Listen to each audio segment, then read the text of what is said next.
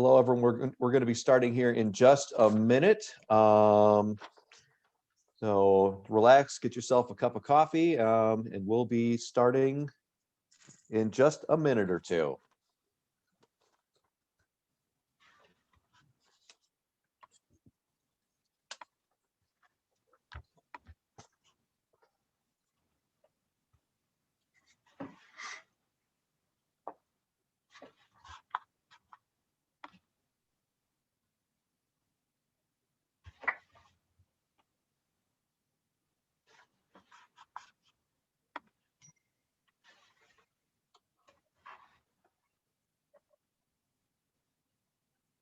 Also, just a quick reminder, if you have your cell phone on, make sure to put it on mute.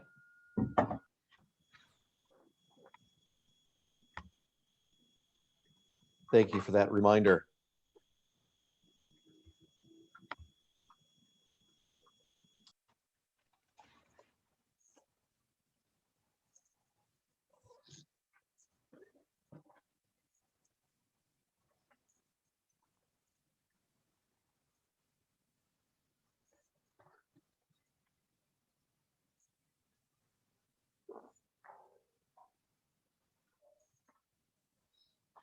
It would be nice if Zoom had some hold music.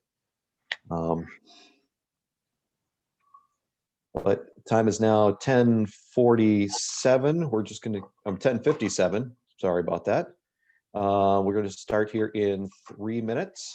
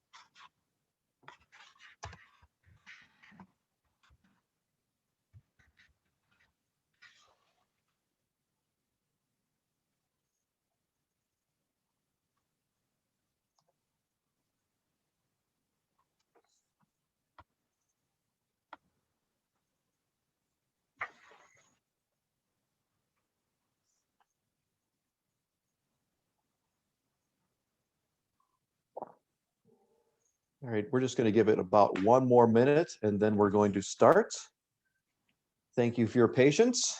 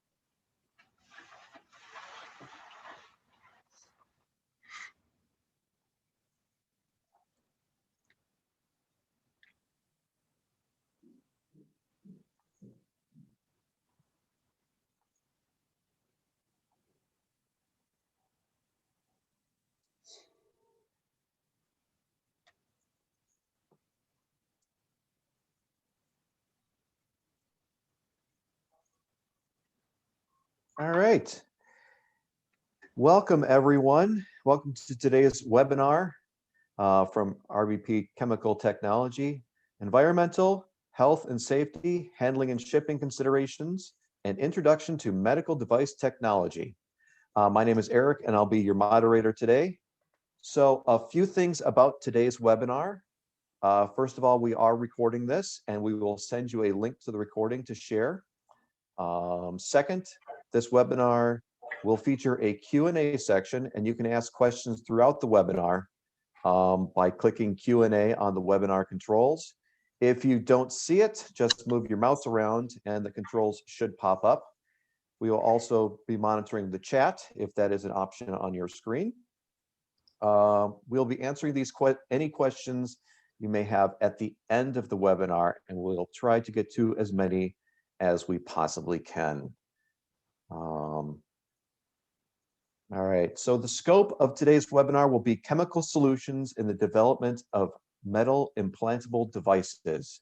EH&S design, engineering, and production employees often have questions as to the safety, health, handling, and transit trade-offs that exist when utilizing chemistry in the organization. This webinar will offer a few considerations and insight into how today's medical device manufacturer could safely and effectively utilize and handle chemistry. All right, oops, sorry about that, skipping ahead here. Now, I would like to introduce you to today's panelists. Ernie Lutinski is the president of RBP Chemical Technology. Mike Carano is vice president of technology and business development. Witold Paw is R&D manager responsible for all product lines at RBP. Chrissy Blanchard is RBP's international customer support manager. Trina Urick Luebkert is RBP's senior chemist in our production and development, or product development. And Alan Peschel is our shipping and receiving supervisor. So we're going to start today by an introduction to our first speaker, Ernie Lutinski. Ernie has been with RBP Chemical Technology for 10 years and is president of RBP. He is a graduate of the United States Military Academy and has served consecutively on active duty and the Army Reserve for the past 26 years. In addition to a bachelor's degree in environmental engineering, Ernie holds an MBA in engineering management and another master's degree in strategic studies. Ernie, take it away. Eric, thank you. Thanks for the warm introduction. Hey, to all our partners and folks on this webinar, I would like to say thank you for taking the time here today. We pride ourselves, and I think you'll see this a little here today at RBP, to winning your business, all right, and partnering with you long term via what we do day to day. And I think we'll offer a little glimpse into one of the things that we could hopefully help you with here going forth, and that's environmental health and safety, and everything all about chemistry considerations. Albeit chemistry, may seem a little dangerous.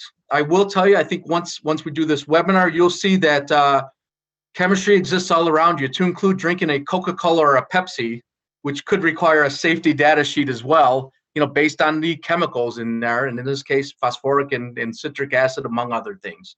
So I would like to walk you briefly through the agenda. All right, I'll give a 30-second elevator speech on RBP Chemical Technology, just that overview piece there. I'll walk you a little bit into Hazardous Communications, or HAZCOM considerations. Even though I'm president here at RBP and other folks help me out, I actually do all the training for all our employees for hazardous communications, because I find that to be one of the most important things to know, and it is a right to know of all employees and all folks that deal with chemistry within our up and down our supply chain. At that point, we'll hand it over to Dr. Witold Paw to talk about some of the process safety considerations when handling and utilizing chemistry. And then we'll go into Chrissy Blanchard on packaging and transportation considerations, which we often take for granted, on how to ship chemistry via different modes and mediums of transportation. And finally, we'll wrap up with a couple of regulatory compliance considerations that Trina will provide to us. Be it known that in all these considerations, we may or may not have the right answers, but we are willing and dedicated to assist both on this webinar and post-webinar to help you on a daily basis to make sure that you know what you're doing with our chemistry, both from a process perspective and performance. But the focus here today will be, on health and safety of your employees as we utilize chemistry, whether it's RBP's chemistry or assistance you may need with another chemistry you're already using. Again, that's what we're dedicated to partner with. Eric, if you go to the next slide real quick. So just a little about RBP Chemical Technology in this capability statement. COVID, world wars, whatever it may be, we are and have been around since 1954. You see the third bullet there.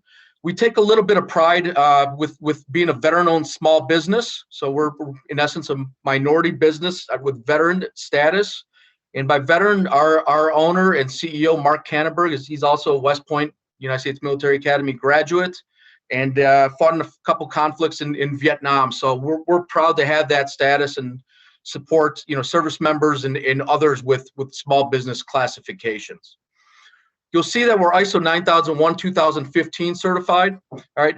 Although we have this status for about 2 decades, we're really on a path of doing a lot of other things with GMP, ISO 14000, in a couple of other certifications. Although we may or may not qualify in some instances, we do use those best practices. So that's something we take to heart for all the chemistries we make and working with our partners. All right. Third bullet there, or correction, fourth bullet. Although we're in medical device manufacturing and printed circuit board and semiconductors and graphic arts and mining applications, really at the end of the day, since I've been here in the team that you see in front of you here today, what we really take pride in is our core competency, and that's being experts in surface chemistry.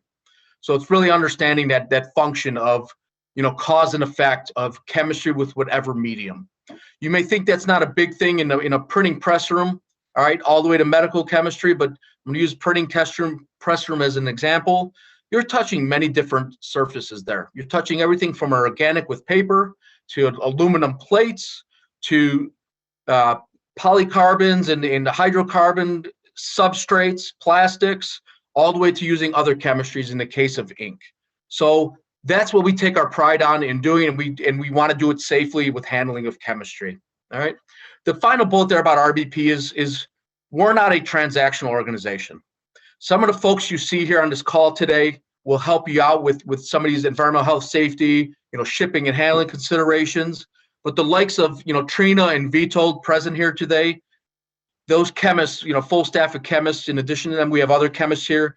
They're the ones that help us figure out what we could do to better your organization, which is really our mission statement there. So we are, as a privately held company, committed to optimizing your processes by applying our knowledge as it states there. And at the end of the day, it's about, not having the ability to fail for a medical device. So we need that reliability. We acknowledge your stakeholders need productivity, and we acknowledge that, we want lower operating costs to remove the non-value added processes, in products out of your product line. So again, that commitment from the mission statement flows right into our value proposition, and you'll see it. We have a dedicated group of people here, and that's why we're taking the time, and we appreciate your time on doing this webinar here today. All right, we could figure out a wide range of surface chemistry formulations, whether it's an off-the-shelf product or something for your specific needs from a performance perspective or from an environmental health and safety perspective as well. And dedicated with that formulation goes the on-site tech support. You've got a couple folks on this call today, and Mike Carano and Trina and Witold, that will come on site and help you optimize and do what we need to do. But more often than not, we will help you innovate, develop, and do that analysis well within our fourth bullet as well. So we're again committed. And the beauty of it is you're talking to the guy that right here on the phone that deploys resources. So some of the folks you see here, the human capital resources, in addition to our equipment and capital expenditures, we have flexibility to do what you need to do with any of your concerns. And then that goes into that last bullet with the customer integrated supply chain. The Al Peschels on this call, the Chrissy Blanchards, and folks internally here, we will figure out what we need to do strategically for you to make sure that supply chain is both safe and meet your internal requirements. So enough about RBP. We want to get into the meat of this and help you out a little. And I wanted to start with probably what I see as the most important piece with chemistry in any industry, and that is hazardous communications. So we'll talk about a few considerations here. Again, this would be more of a blanket top level look on planning with HazCom. But if you have any questions, hey, you're talking to the guy that we find important enough, with the Trina and Al Peschels and others here, to write our plan because we think so highly of being safe here. So with hazardous communications, I will tell you, And we could give you more on this, but there's something called, OSHA recordable incidents, which we have to report to OSHA for incidents that may occur in our plant. I'm proud to say we have not had a chemical OSHA recordable incident for 19 and a half years right now. We've had OSHA incidents, but things happen. People, you have slips and trips and falls.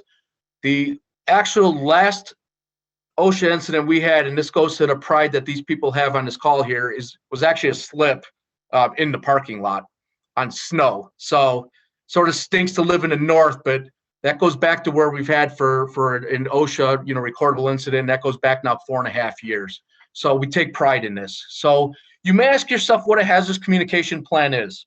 All right, we've got one here, but I wanted to share some best practices here on what I propose you have in it.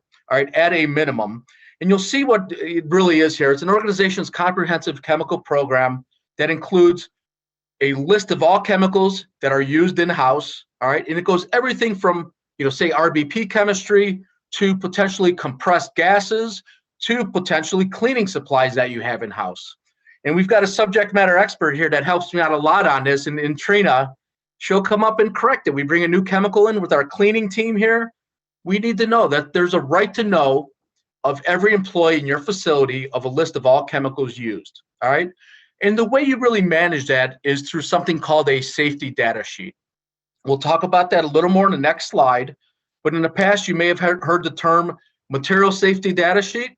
Okay. But now it's a comprehensive document called a safety data sheet with 16 sections. So we want to know how we manage them. We have the most up-to-date safety data sheets as well. And this is important because, again, all employees have a right to know what you have in your facility from chemicals. And it goes all the way, like I said, to cleaning supplies to what you may have in your manufacturing process to shipping at the end of the line. We'll talk about that again a little more. All right. The third bullet on here, you need to know how hazardous labels are used. Right? I don't have a representation here, but oftentimes you'll see something called a pictogram, okay, on a bottle, okay, and you'll see a pictogram tell you, what the dangers that exist are, and then what level those dangers are. All right, and that goes right into the identification system right there as well with the HMIS. So you'll see certain statements. What I will tell you is when you start building this hazardous communication plan, you will see all this on our safety data sheets, as well as whoever else's chemistry you may be using. And again, from the beginning of your supply chain or what you have in your facility all the way to the end. All right. We're more than willing to help you out with this and understand it. All right. I will say once again, Trina, I'm throwing it to you, but we have a subject matter expert that's dealt with this for many, many years in her career.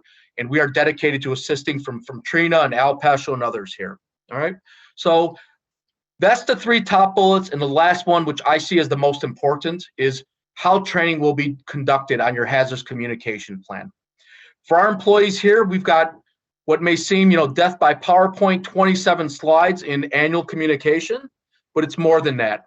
This is where we seek feedback from employees when we do that training piece, with best practices and how to up our game a bit more in everything we do. So that feedback mechanism during training is very important. I'm very willing to, redact a few things in our plan, but again, this hazardous communication plan with these 4 main bullet points really is the structure of what every organization should have.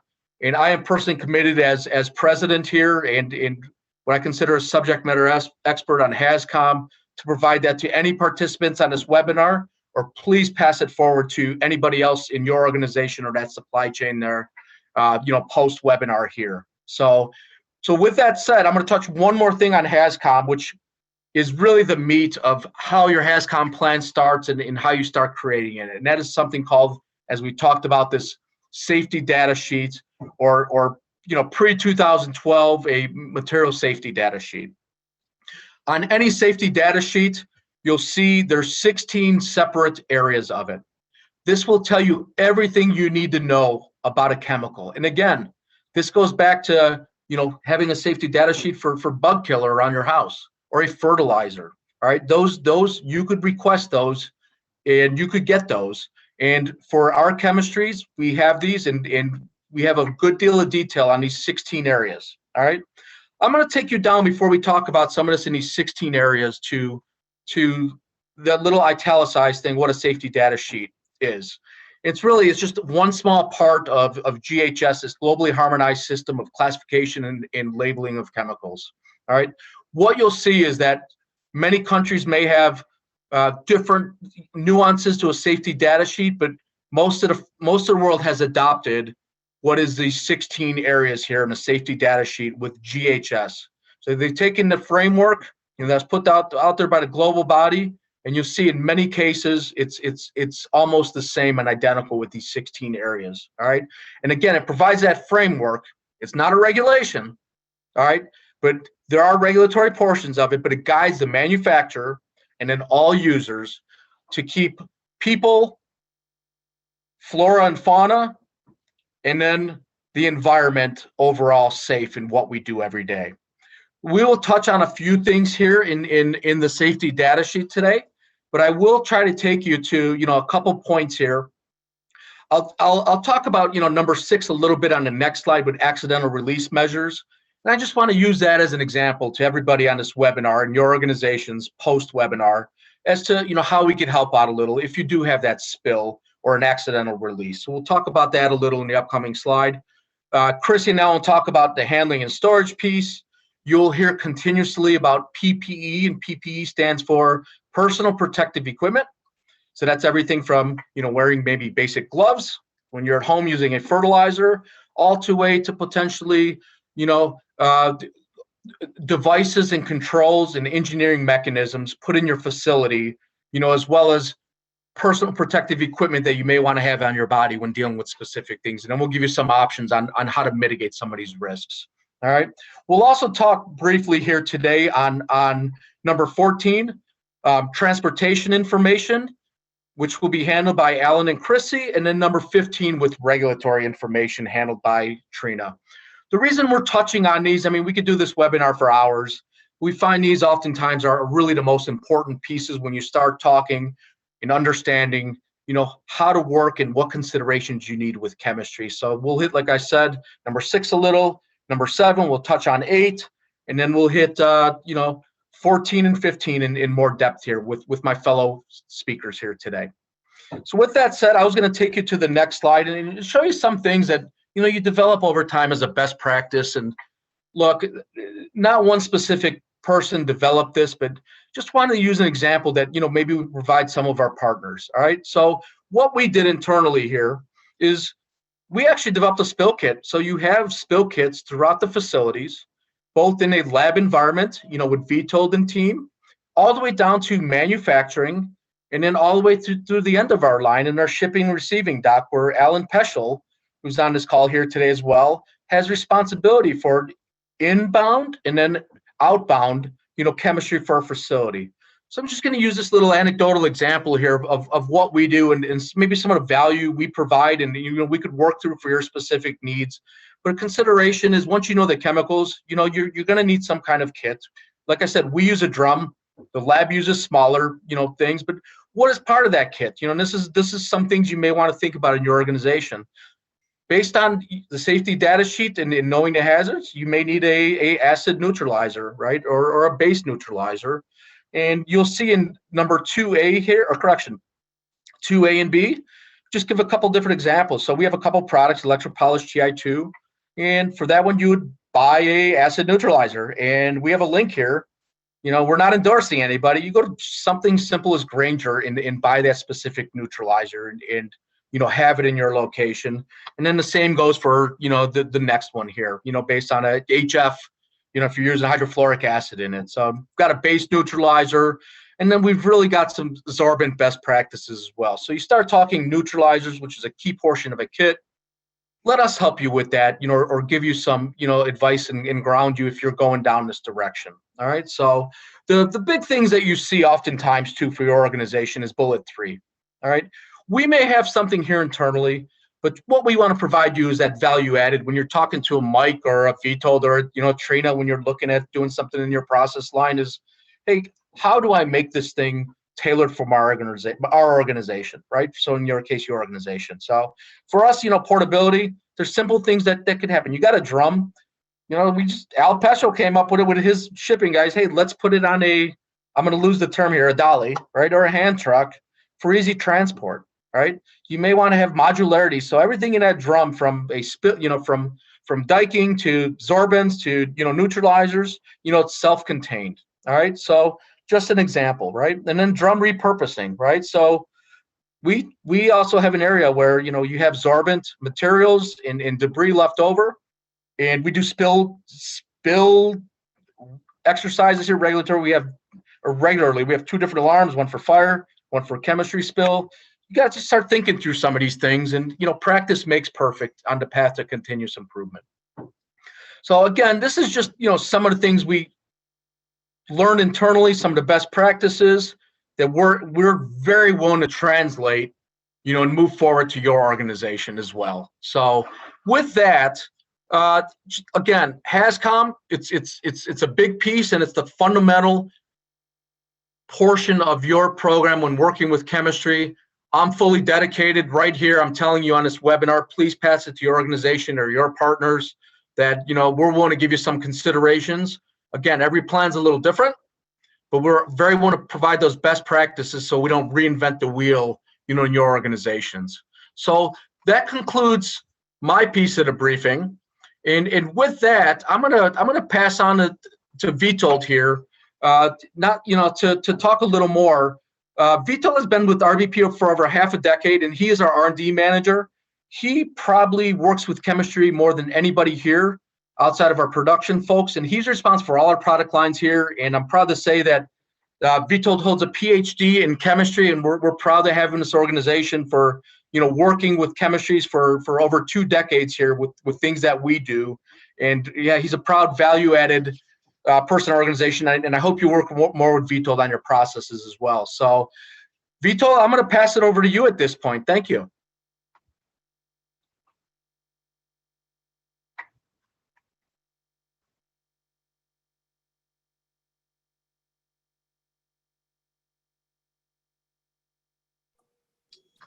It looks like I was muted. Sorry again. Hello, everyone. Both Ernie and Eric probably did not know that my other title is Practical Chemist. So I'm going to talk to you about some practical things that are maybe more relevant to your process area. I'm talking primarily maybe to process engineers with whom I interact quite a bit. We'll basically talk about those chemicals and hazards associated with them. Next slide, please. So here they are. In general, in addition to chemical hazards, there are also flammability, electrical, and hot and cold burns. We talked about them on the next slide. But speaking about chemicals, there are a few of them that I think you already know that you should pay attention to. The types of hazards are corrosive nature of acids, right? There are some oxidizers that you work with, and there's some of the chemicals are toxic. So let's talk about some of those. I think nitric acid is present in many products of ours, and it's present in your process area. It's a strong acid and oxidizer, so be careful with that. Another acid, probably not as corrosive, but probably more dangerous, which is hydrofluoric acid. And here on the right-hand side, you have this great picture from Breaking Bad, Jesse dissolving a human body in hydrofluoric acid. So yes, you can do that. So don't put your hand in the beaker with hydrofluoric acid. So the thing about hydrofluoric acid is that it's also volatile. So the toxicity comes also from inhalation, not necessarily from contact, right? And also, it's if you get a burn on your skin, the tissue will probably heal. The thing about hydrofluoric acid attacking bones is that you really have one set of bones, and your body will not repair those bones. So that's the bad thing if you are exposed to hydrofluoric acid. Be very careful about hydrofluoric acid. Hydrogen peroxide, it's sometimes used as an oxidizer, can be strongly irritant to skin. Yeah. Toxicity. So in addition to hydrofluoric acid, which is not just the acid, not just corrosive chemical, it's also toxic. There is also methanol, which has to be considered as a toxic chemical, and again, it can be inhaled. It's probably used as your rinses in your EP station. So don't breathe that methanol. Ventilation is strongly recommended because of hydrofluoric acid and alcohols in your process area. Okay, let's talk about some other hazards on the next slide. Flammability.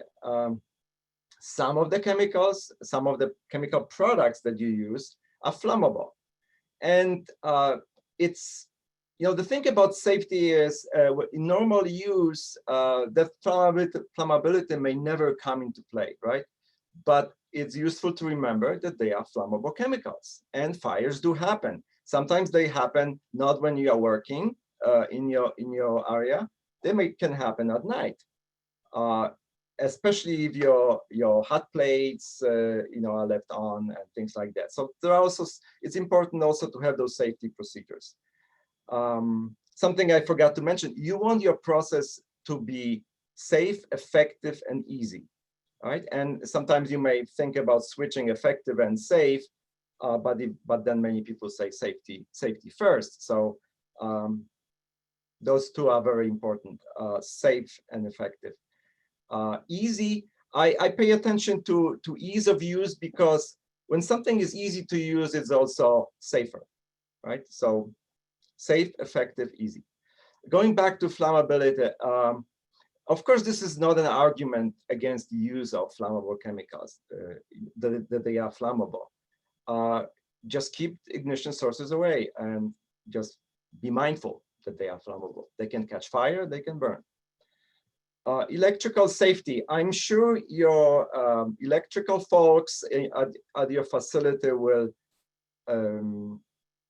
make proper arrangements, right? I think it is still important for you to remember that electric current may be a source of ignition of your flammable chemicals, right? So this is really on you.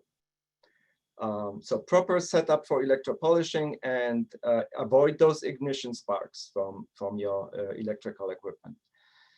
Just want to also mention about hot and cold burns. Some products that you use are cold, like that standard sulfuric methanol electropolish, and it's very cold, so it can at least irritate the tissue. And some chemistries can be used at high temperatures, like this cobalt chrome stand may be tough to deoxidize, so you may have to push that the temperature of this product that you are using to deoxidize to some high values. So high temperature, and anything higher than 60 degrees Celsius is considered hot, and if you go to 80 degrees, it's really hot. One thing to remember also, that higher temperatures increase dangers, right? That methanol is more volatile when warmer, or any alcohol is more volatile, right? And the acid when hot, it's much more corrosive. Be mindful of that. Okay, let's go to the next slide and talk about some practical stuff. I've seen many of those already in use at customers that I visit, but there are some just good practices that are useful in your area. First, handling chemistry is not just using them in your process when you move your stand from one station to the other. It's also how you prepare your setup and how you remove the setup, and that's really when your spills can happen. So what is the chance of your contact with a chemical if you are moving that stand from one beaker to the other? Probably negligible. But when you replace the solution with a new one, that's when the spill can happen. So just be mindful of that. It's not just safety when everything is set up and ready to use. So emptying beakers can cause unanticipated exposure and spills. Anticipate those situations. Fume hoods, they are great to provide exhaust, removal of volatiles, but they're also great as an isolation area. Just for yourself and also other people around in your facility. Shallow plastic trays are great to use to contain spills, but also, drips happen. When you move the stand from one area to the other, there is this drop that falls on a surface, and it's better if it falls on the surface of a plastic tray than somewhere else, and you clean it up. Organize for safety and functionality. Just if you move your stand from left to right, that's how it should kind of in your process area. That's how the stations should be organized, so that you don't have to move the part across a significant distance. Just it's easier that way and more practical. Training, it's probably best to have somebody who has worked in the area to show you how it's done, what to look out for, things like that. Again, I'm a practical chemist and I like those very practical approaches. I would like to attract your attention to this cartoon. So it's kind of funny, but basically what it shows is there's a range of hazards associated with chemicals. There are least harmful on the left-hand side, and I bet you haven't seen those. Really, oh my gosh, really dangerous. I think we probably, when we sell our chemical products to you, we probably have products from the left-hand side to like in the middle of the shelf, some more hazardous than the other. So if when we go to the next slide, I will maybe mention some of those. So first of all, to deoxidize, for example, nitinol, I'm showing a bunch of nitinol deoxidizing products. It's best to think first about those non-HF deoxidizers, because they may work just fine for you. So you don't have to go to the chemicals which up the level of hazard by having hydrofluoric acid contained in them. So microclean EV3 may work just fine to deoxidize nitinol. So in many cases, those safer chemicals have equivalent performance, or they would, as I said, they would do the job. So we have that offering to you, and we highly recommend to use safer chemicals first. Sometimes, of course, it's not possible. You may have to use, for example, microclean MV. And of course, I don't want to say that it's a dangerous product, right? It's just the SDS for that product is a little bit different. And of course, you should review SDS carefully before you use it. As far as electropolishes are concerned, this is more about ease of use, which has practical and safety implications. We do provide nitinol electropolish to our customers, which is that electropolish solution that needs to be used cold, very cold. But we know that there are equivalent products of equivalent performance that can be used at room temperature. It's just faster and safer to use those. So we highly recommend those for you to consider. I think they may be it. Can we check the next slide? Yes. So next, you will hear from Chrissy Blanchard and Alan Peschel about transit and shipping. Thank you, Witold. I will be talking about RBP's transit and shipping considerations of our chemistry, whether hazardous or not.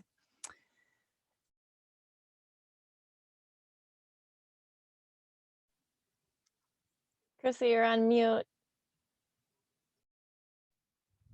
Thank you. Sorry about that, everybody. So RBP's chemistry is offered in 3 standard pack sizes. We have our 4-liter bottle, which you can see on this photo. We can send them individually or 4 bottles to a case.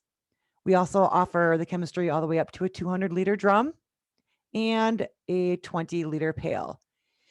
All of our packaging is UN certified, meaning that it is designed and improved to safely contain dangerous goods under normal conditions of transportation. And customer specific packaging may be available upon request. RBP does frequently send hazardous and non-hazardous chemistry globally to over 30 countries via ground, ocean, and air transportation. And to do so, our logistics team has certifications in these different areas. HazCom, this is the area that Ernie talked about earlier, Hazardous Communication Training. DOT, this is the U.S. Department of Transportation, and this regulates our ground transportation for sending hazmats. The IMDG is the International Marine Dangerous Goods. This is for when we are looking to send our chemistry overseas. And lastly is IATA, and that's the International Air Transportation Association. And this defines the regulations required for sending products via air. And so as you can see, we've got many different considerations to put into place when we need to send our goods to you. Section 14 of the SDS, again, talked about earlier, this section outlines transport information. If a product was non-hazardous and there was no regulations to put into consideration, it would simply say not restricted for ground, ocean, and air transportation. However, many of the chemicals that we provide are hazmats. And so here you're going to find that hazardous information. Ground transportation is always going to be your best route for handling the or for sending the hazardous materials. And of course, domestically, that's usually not a problem. But many of our customers do happen to be overseas. So we have to put in consideration what are the regulations that we need to know about and to plan for sending via air and ocean transportation. And on the SDS section 14, again, the IATA will be right there. We like to look immediately at the 3-digit packing instruction when we do need to send air, and this will help us determine what specific packaging that we are restricted to. But pretty much most of our products can go any means of transportation. This next slide is a chart. It's a at a glance look at our options when transporting chemistry. Obviously, the non-hazardous has the least amount of restrictions. Hazardous chemicals will have some restrictions, which we are certified to work with. And some products do have a vented cap, which we have tighter regulations on sending. Again, you can refer to the DOT, IATA, or IMDG regulations for the volume restrictions, any segregation restrictions that are required for sending the material. And if that's not something that your team is qualified to do, you can certainly call RBP, speak to myself or Alan, and we will surely assist in figuring out the best way to get our chemistry into your hands. Now that we've shown you the items to consider when shipping hazardous and non-hazardous, our final presenter today will cover regulatory compliance consideration. That will be Trina Urick Luebkert. Trina has been at RBP for 5 years. She's our senior chemist in our product development team, as well as RBP's chemical compliance subject matter experts.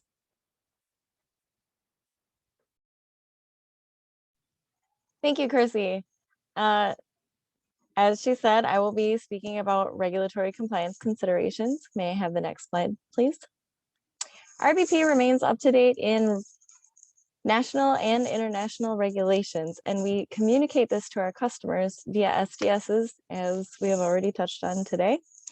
And some things you'll find on an SDS already are a California Proposition 65 statement and a TSCA active statement. You can find these in section 15.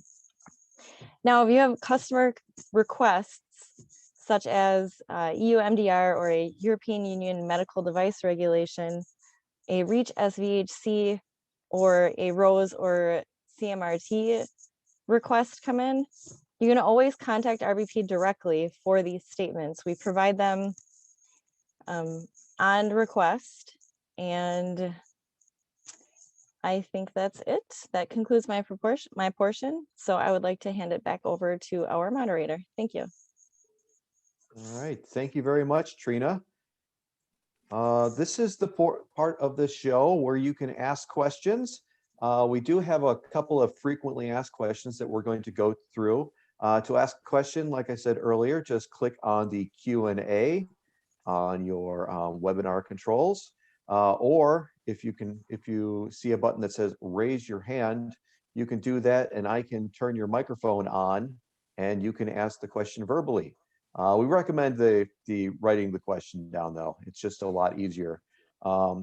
First of all, a question we get all the time: do you provide samples of your chemistry? I'm going to throw that one to you, Chrissy. I will definitely take that one over. So yes, we do provide free of charge samples. It's a process that we have to qualify to make sure that the proper product is being recommended by our technical experts. But you would just be responsible for shipping costs. However, but we will logistically take care of that piece as well if you need that assistance. Okay, I'm going to keep you on the microphone for just a second here, because I think the next one also would go to you. It's, our corporate facility is located here in the US, but we also have manufacturing in China. Can we ship these products to China? Yes, that is a very common question. China's often seen as having trade barriers for getting chemicals into the country, especially hazmat. And we have overcome that by building a relationship with a partner in China who can work with your company to go through those import formalities, bringing in the dangerous goods and whatnot. So absolutely do contact us if you're looking to send the products there. All right, perfect. Thank you, Chrissy. Welcome. Next question is, let's see, we have used some deox type products where we mix the hydrofluoric ourselves, and in parentheses, they say we buy 49% by weight, which is quite hazardous. Does RBP have any processes that we can use that contain hydrofluoric, but are much safer than what we do? I'm not going to answer that one. I'm going to toss that one over to Witold or Mike Carano. Yeah, I'll take that first, Okay. and then Witold can add to that. But the answer is correct. As you saw in Dr. Pav's presentation, 49% by weight hydrofluoric acid is extremely hazardous. But what we do is we have hydrofluoric acid processes here, among also, as you saw on the list, non-hydrofluorics. But we, in RBP, as Ernie had said, we are a world-class manufacturer. We understand, we have trained personnel to understand how to handle chemistry safely, to not only protect the people who work with the chemistry, but also to ensure that we are handling the chemistry safely within the workplace and in our environment. With that said, we are skilled at mixing and handling these types of chemicals. Now, for your standpoint, from our customer standpoint, if they have a that they're building for a medical device, and it requires a hydrofluoric acid homebrew mix, that is very dangerous, because you are now asking your internal people, who are mostly like metallurgists or designers or people who run the product down the line, to also handle 49% hydrofluoric acid and mix it. That is very dangerous. We have processes that can contain hydrofluoric, but we've already done the mixing for you. We've removed the exotherm, we've removed the danger. And yes, hydrofluoric acid, even at lower concentrations, is a hazardous material. But we've already brought that taking that risk out of the process for you. And we have a multiple portfolio selection of hydrofluoric acid-based processes that will meet your needs.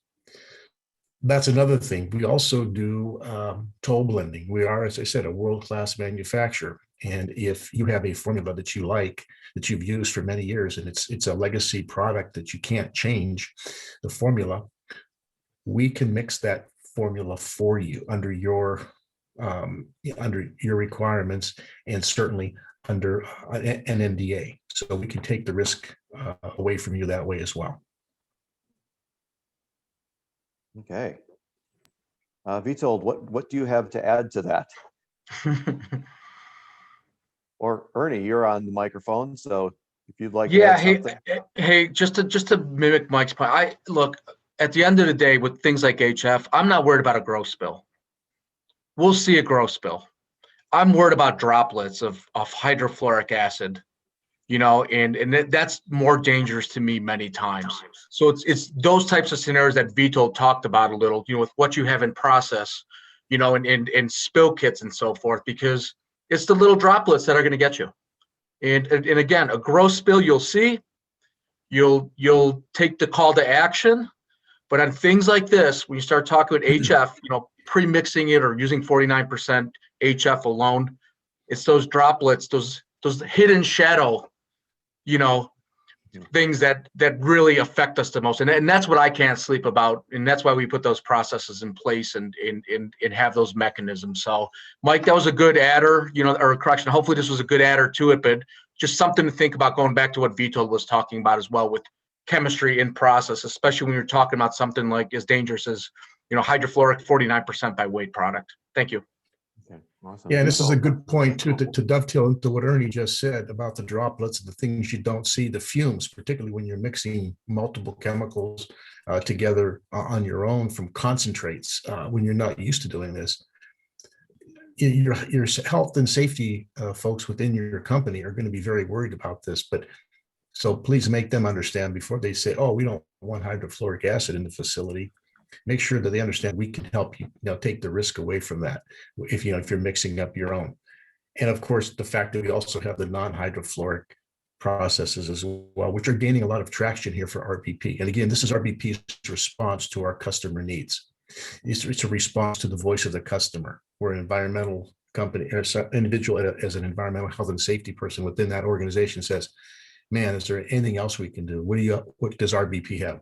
Well, RBP has an extensive portfolio of formulated performance processes, cleaners, deoxidizers, electropolishes, and chemical polishes that will meet your needs, not just for nitinol, but for cobalt, chrome, stainless steel, and various titanium alloys. So I just wanted to make sure you understood that. And we work with you as a partner, as we are subject matter experts, and we provide consultative, selling basically to help you meet your needs, recognizing that you all have something different maybe in your process, whether it's heat treating, laser cutting, whether it's an argon, oxygen, nitrogen, all of those things can affect the performance, how these chemicals work. Well, we have the answers for you. Yeah, Mike, that was good. I think we hit 4 and 5 there too with that, so some of the questions we get on why we're able to do it and have the flexibility and speed. So. All right, Witold has his microphone on for a long time now, so I'm going to give him a moment to chat about this as well. I'm not sure how much I have to add here. The situation is often that you may or may not use hydrofluoric acid, and if you can't, because this is a company mandate, we may be actually your good option, because we offer those that do not contain HF. HF is hydrofluoric acid is quite popular out there. That's what people know they should be used to process many of those metals. But we do have those alternatives. And when we select the product for your process, we always turn first to those that do not contain HF, because it's just safer. It's better. Our products that we have dedicated for these processes, they contain hydrofluoric acid, but if you don't handle the 49% yourself, the danger is actually much lower to you, because it's related. The danger is related to concentration of HF in the product, and many of the products work at only 2%, and you probably know this, 2%, 3% of hydrofluoric acid in the product. The difficult part may be what else to put in that product for that 2% hydrofluoric acid to work well, because sometimes 1% is not enough and 1.5 is too much. So those are the difficult situations, and we have in many cases remedies to those situations. Okay. All right. So we have not received any additional questions. So just a reminder to everyone listening that you can ask a question. Now's your chance to ask anything that you ever wanted to know about medical device chemistry, but we're afraid to ask. There was two more of our sample questions on the slide that Dr. Paw showed with the RBP products and the various attributes. How can we be sure that any of these processes will meet our needs? Hey, I'm tempted to answer. You can never be sure, but you can try. And we have a range of them, and we have several, because at some point what we had didn't work, so we came up with another one. And again, if one of the products cannot do the job for you, then there is another one to be formulated, and that's what we do. Okay. Yeah, if I might add to that point about how we optimize the process cycles, like, we could get two samples of stents in from two different companies, and they'll say, we'd like to have these electro-polished. And we could say, we take one of them down one of our lines and it will come out perfect. We take the other stent and it doesn't come out perfect. Why doesn't it? They're both nitinol. Maybe the nitinol came from the same metal producer. So why is it different? It's different because of how those parts were either cut or heat treated or whatever it was done differently, within that particular process. So that's where we come in. Those are the variables that can impact the performance of any processes, which is why we can provide you with this help. We've been doing this for 20 plus years, and Vito can comment after, but how many samples and customers that we've worked with just in the last 6 months doing this very same thing. It's in almost triple figures. So we understand this. We've got a good understanding of technique and know how chemistry works, how the inhibitors and functional materials work. But I also want to stress one other thing. When people say, well, I want to, they send us a part or they call us and they say, I want to electropolish. Well, it's a process. There's more than just to the polishing spot. There's the cleaning, there's the deoxidation. So what I'm saying to you is, when you just say electropolish, there's more to it than just that. I like to fly a jet airplane too, but I'm not going to be able to fly one today. I'm going to have to prepare for it. And I'm going to have to figure out, get the proper training before I can do that. So we want to make sure you understand up front, it's a process. And we, again, develop the, if you will, pre-cleaners and the deoxidizers that will help you gain a successful performing medical device that meets the F2129 corrosion resistant specifications. All right.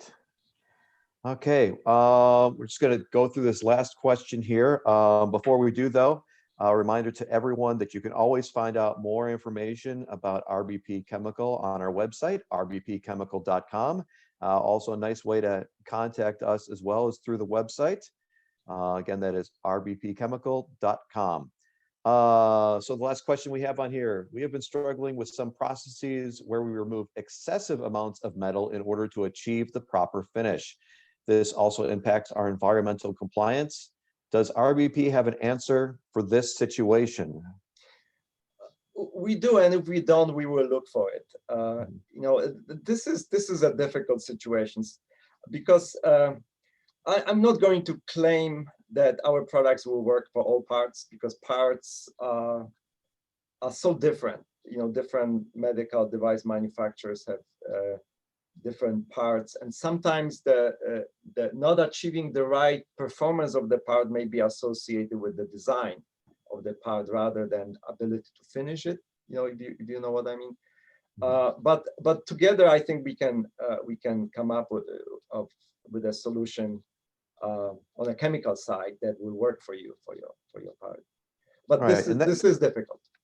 Yeah, and that's the thing about RBP Chemical is you're not just a place that's selling chemicals, you're their chemical partner.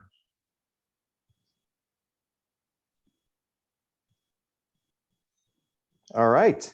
Well, that is the end of the presentation. We're finishing up about 4 minutes early. So thank you to our panelists today, and thank you to everyone who attended. Again, you can find out more about RBP Chemical, as well as information on our next webinar when we get that scheduled through our website, rbpchemical.com. Thank you again, and you guys have yourself a great day. Thank you. Thank you. Thank you very much.